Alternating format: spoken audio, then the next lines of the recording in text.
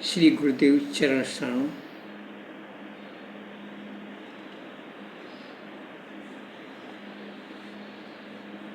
कितनी वंदना गुरु की करूं,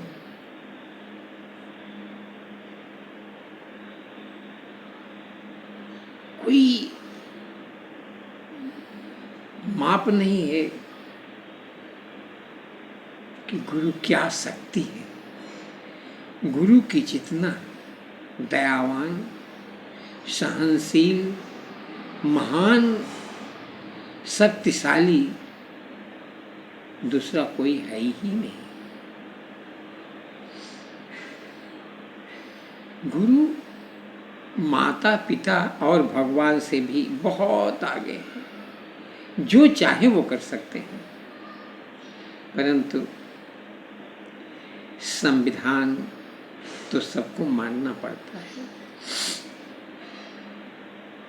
जब गुरु जी ने कृपा की और उनके चरण छूने का समय आ गया, तो चरण के समीप पहुंचने से पहले ही वो आशीर्वाद देना शुरू कर देते हैं। और जब उनके ऊपर कोई विपत्ति आने वाली होती है तो पहले ही भागते हैं, क्योंकि वो देख नहीं सकते हैं। जब महाराज इंद्र को विपत्ति का समय आया और उन्होंने गुरुदेव जी की अवहेलना की, तो तुरंत गुरुदेव जी वहां से भागे और भाग करके छुपे कहाँ? क्यों? कि अपराध की सजा गुरु और शिष्य दोनों को मिल जाएगी। अगर गुरु ने क्षमा कर दिया उस समय, तो वो सजा गुरु को भी मिलेगी, क्योंकि गुरु ज्ञानी होते हैं। भगवान संविधान बनाने वाले हैं, परंतु उसकी देख रेख करने वाले बहुत हैं जासूस। इंद्र जी की विपत्ति देख न सके, इसलिए भागे और ऐसी जगह छुप गए। इंद्र को तुरंत ही होश आया कि अपराध हुआ। भागी उनको देखने के लिए, कहाँ है, क्षमा मांगने के लिए, परंतु कोई रास्ता न दिखा। कहीं गुरु दिखे ही नहीं। वो कमल में जाकर छिप गए।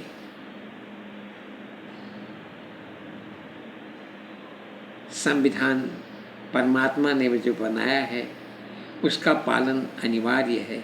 चाहे जो अपराध करेगा, क्षमा उसको जरूर होगी, क्षमा उसको नहीं होगी, सजा उसको भोगनी पड़ेगी। कमल में जाकर के छुपे, और वो कमल कहाँ जाता है? विष्णु जी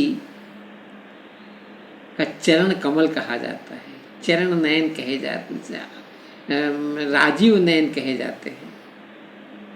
तो चरण, विष्णु जी के चरण कमल में छुप गए और बहुत बहुत प्रयास करने के बाद भी दर्शन न हुआ। विपत्ति तो आ गई।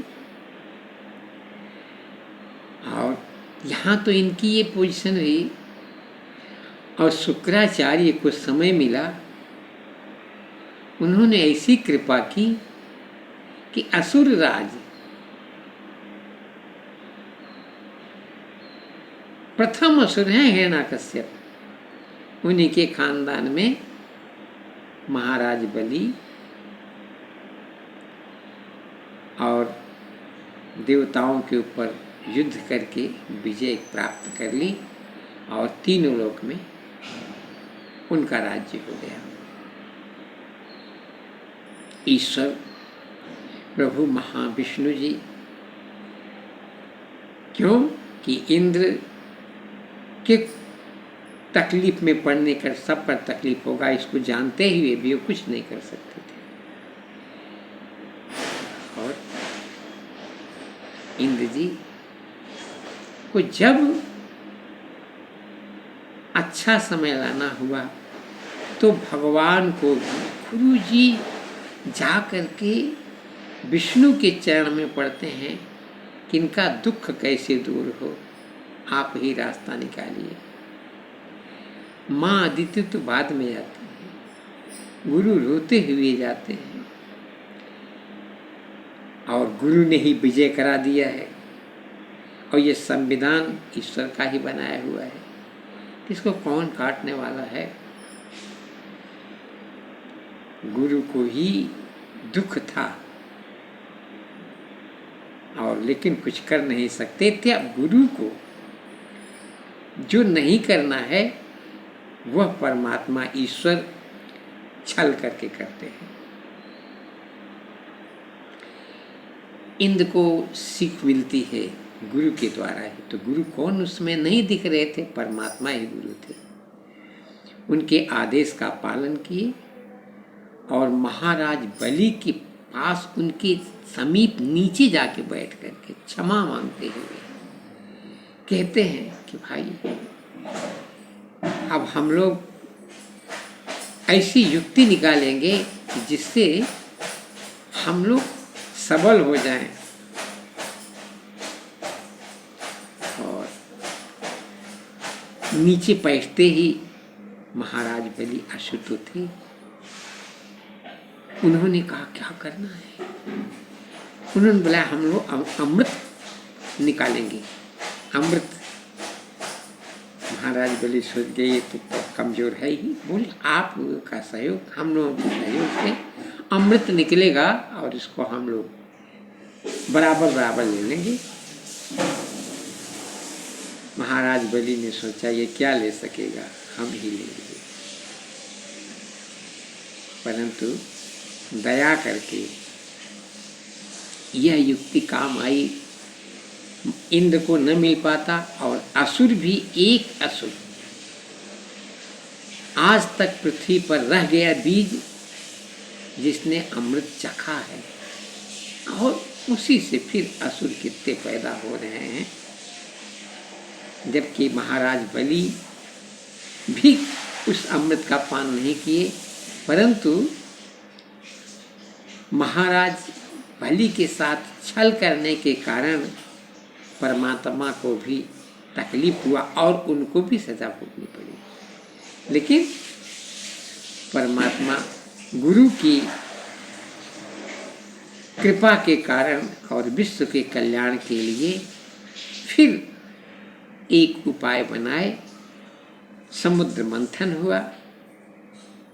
मंथन की बहुत बड़ी कहानी बताना अच्छा नहीं है, जो जो निकला, परंतु अमृत निकलने पर उसको असुर न ग्रहण कर सके ऐसा उपाय उन्होंने खुद रचा और मोहिनी रूप बना करके अमृत से असुरों को दूर रखा।